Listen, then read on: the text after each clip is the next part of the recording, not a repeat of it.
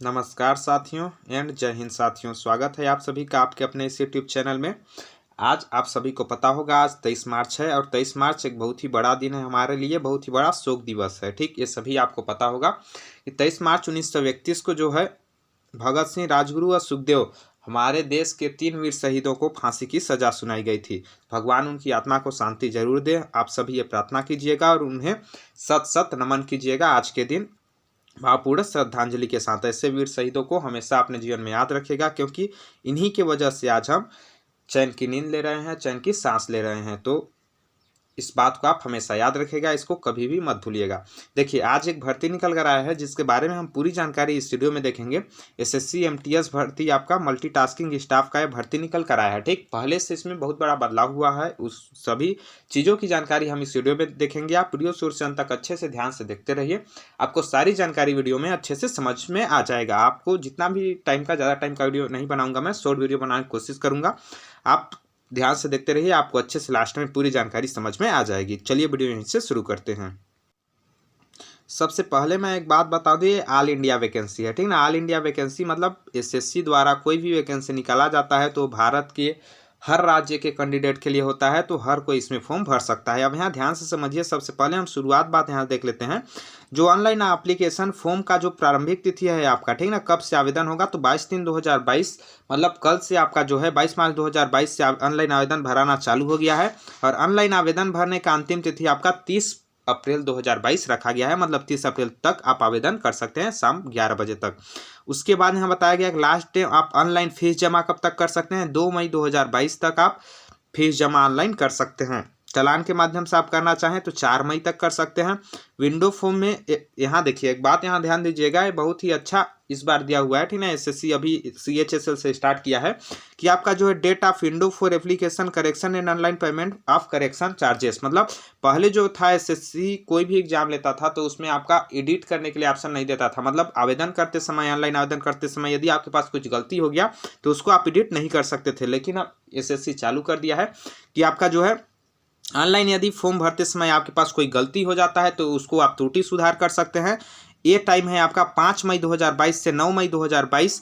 ठीक ना, 5 दिन के अंदर आप त्रुटि सुधार उसमें कर सकते हैं। आप ऑनलाइन आवेदन में किसी प्रकार की गलती हो जाती है तो आगे यहाँ ध्यान से समझिए। Schedule of computer based examination मतलब जो आपका CBT एग्जाम होगा, कंप्यूटर में आपका एग्जाम होता है, आपको पता होगा इसका पहला एग्जाम। ठीक ना, तो पहला एग्जाम कंप्यूटर में होता है, जुलाई 2022 को होगा। ठीक ना, इसमें डेट कंफर्म नहीं बताया गया लेकिन जुलाई महीने में होगा।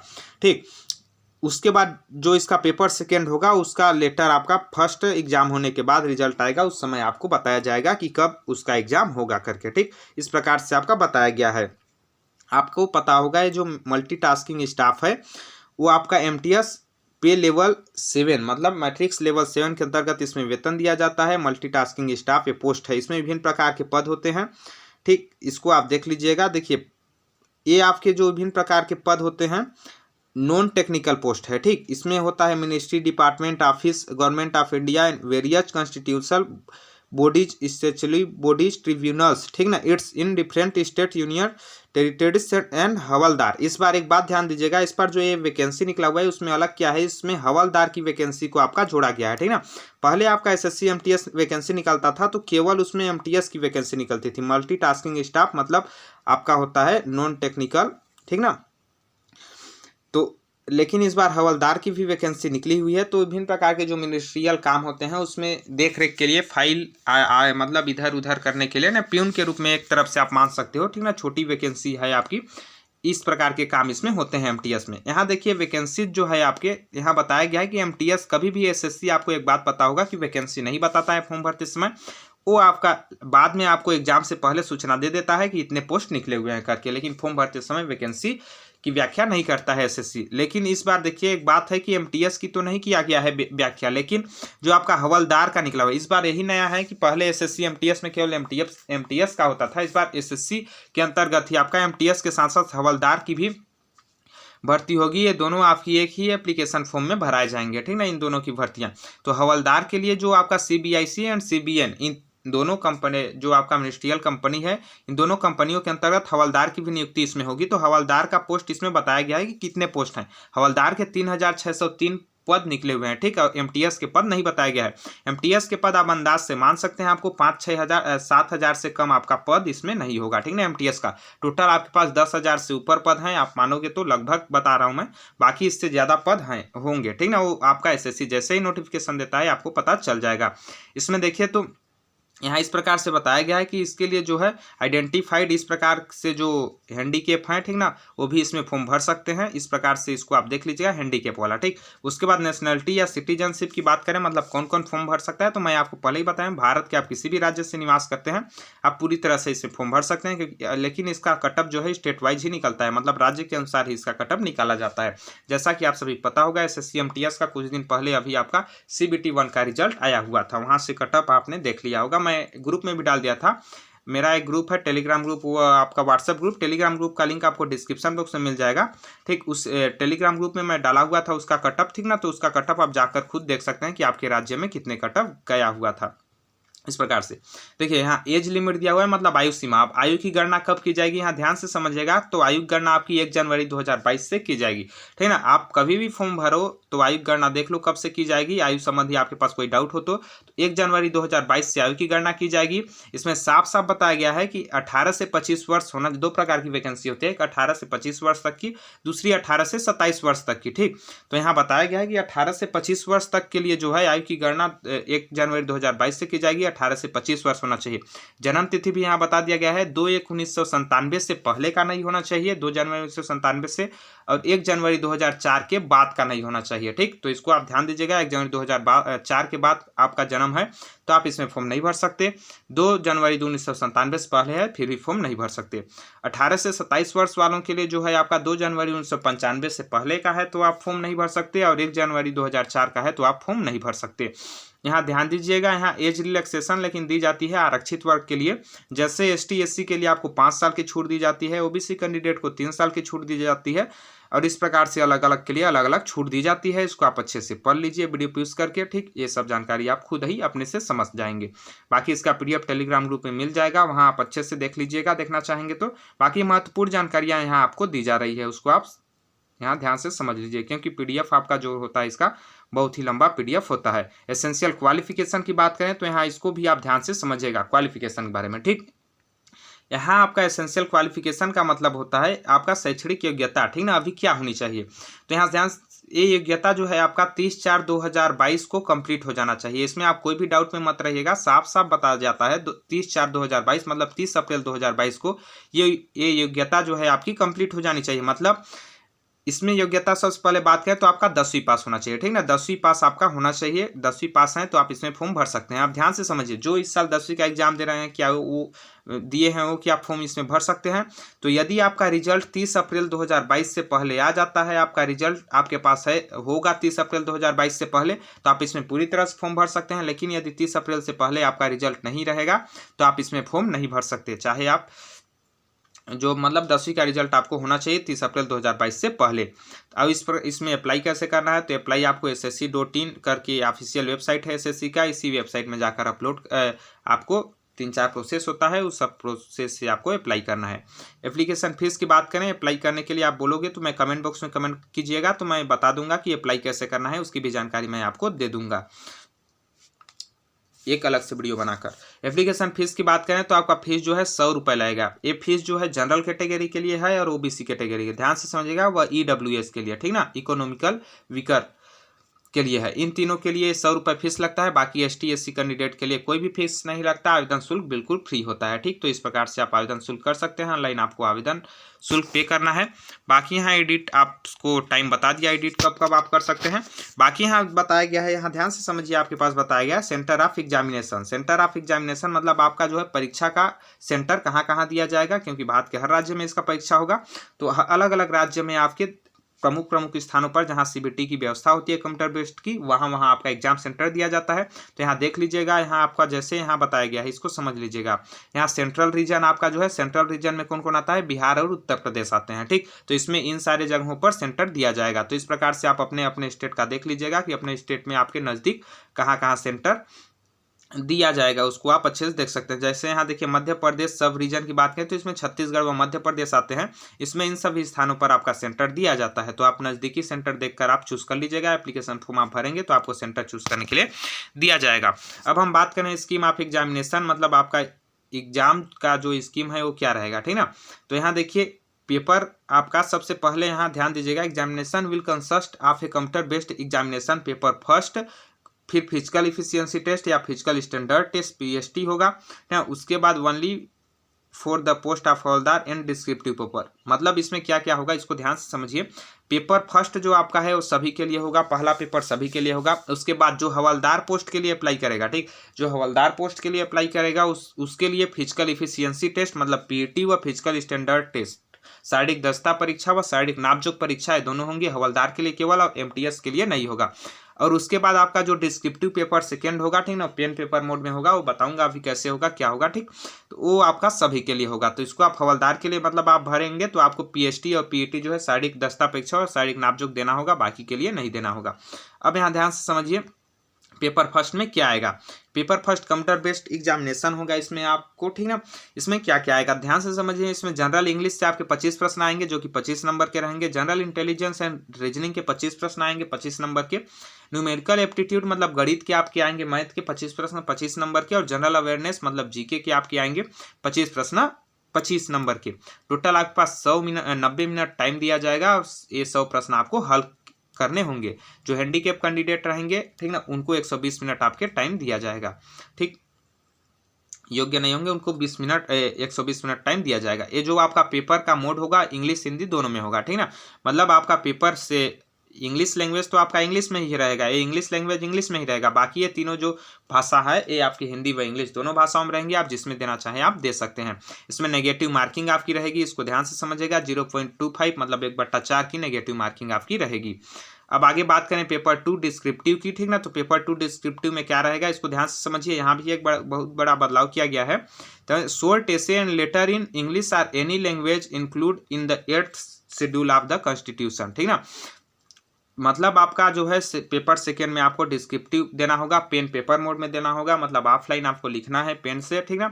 इसमें आपको एसे व लेटर राइटिंग होगा। क्या एसे व लेटर राइटिंग मतलब निबंध होगा और पत्र होगा। ये दोनों आपके जो है हिंदी व अंग्रेजी दोनों भाषाओं में रहेंगे। साथ में भारत की जो 8वीं संविधान की अनुसूची है उसमें जितने भाषाएं दी गई है उन सभी भाषाओं में आप एसे व निबंध लिख सकते हैं, ऐसे निबंध व पत्र लिख सकते हैं। और इंग्लिश हिंदी भी उसमें इंक्लूड है, मतलब उसमें शामिल है। तो आप हिंदी वाले हैं तो हिंदी से लिख सकते हैं, इंग्लिश वाले हैं तो इंग्लिश से लिख सकते हैं।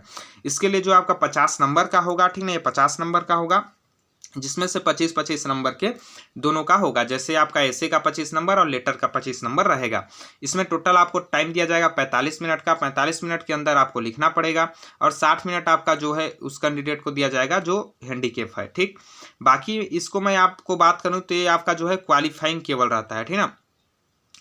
ये पेपर सेकेंड जो है यहाँ बताया गया, paper second will only be a qualifying nature and intended to the elementary language skill is use, ठीक ना। मतलब आपको साफ साफ यहाँ बताया गया है कि पेपर सेकेंड जो है आपका, ठीक ना, पेपर सेकेंड ये आपका एसे लेटर व पत्र वाला जो लिखना है वो आपका केवल क्वालिफाइंग मार्क है, मतलब उसमें आपको पास होना केवल अनिवार्य है, ठीक ना। 30% आपको लाना है। जनरल के लिए इस प्रकार से अभी नीचे दिखाएगा, ठीक ना। तो इसमें केवल पास होना है, इसका नंबर आपको मेरिट में नहीं जुड़ेगा। मेरिट किसका बनेगा तो मेरिट आपका बनेगा पेपर फर्स्ट का। इसको ध्यान दीजिएगा, मेरिट आपका केवल पेपर फर्स्ट का बनेगा। तो आप पेपर फर्स्ट में कैसा नंबर लाते हैं उस पर ही डिपेंड करेगा आपका सिलेक्शन, ठीक। तो पेपर फर्स्ट के अनुसार मेरिट बनेगा, पेपर सेकेंड आपका केवल क्वालिफाइंग रहेगा, मतलब आपको उसमें पास होना अनिवार्य है। बाकी यहाँ सिलेबस बताया गया है कि किस किस सब्जेक्ट का क्या सिलेबस रहेगा। जैसे अभी मैं आपको बताया कि इंग्लिश लैंग्वेज रहेगा तो इंग्लिश लैंग्वेज में क्या क्या आएगा वो बताया गया है। जनरल इंटेलिजेंस एंड रीजनिंग में क्या क्या आएगा वो बताया गया है। न्यूमेरिकल एप्टीट्यूड गणित में क्या क्या आएगा बताया गया है। जनरल अवेयरनेस में क्या क्या आएगा वो बताया गया है। तो इसको आप अच्छे से पढ़ लीजिएगा, आपको PDF टेलीग्राम ग्रुप में मिल जाएगा या फिर आप वीडियो पॉज करके पढ़ सकते हैं। बाकी मैं आपको एक बात बता देना चाहता हूँ, यदि आप मैथ व रीजनिंग की तैयारी मेरे द्वारा इसमें करना चाहते हैं, ठीक ना, इसके लिए यदि आप मैथ व रीजनिंग का तैयारी, ठीक ना, मेरे द्वारा करना चाहते हैं तो आप कमेंट बॉक्स में कमेंट भी कीजिएगा, तो मैं इसके लिए अलग से आपको क्लास लेकर आऊँगा, ठीक ना। SSC MTS के लिए ही आप SSC की किसी भी एग्जाम को देंगे तो आपके लिए लाभदायक होगा, ठीक ना। लेकिन साथ ही MTS के लिए पर्सनल मैं क्लास लाऊंगा, उसमें आपको बेसिक से बताया जाएगा, ठीक, बेसिक से आपको बताया जाएगा और जो एसएससी में आज तक प्रश्न पूछे गए हैं, ठीक ना, उसी के हिसाब से बताया जाएगा। कोई फालतू चीज़ आपको नहीं बताया जाएगा। जो प्रश्न आपके पूछे गए हैं उसी से रिलेट करके आपको बेसिक से बताया जाएगा। यदि आपको क्लास चाहिए तो आप कमेंट बॉक्स में कमेंट कीजिएगा। यदि आप कमेंट करेंगे तो इसके लिए अलग से क्लास लाया जाएगा। बाकी वीडियो को आप शेयर कीजिएगा जरूर, ताकि हर अभ्यर्थी तक यह जानकारी पहुँच सके अच्छे से, ताकि हर व्यक्ति समझ सके।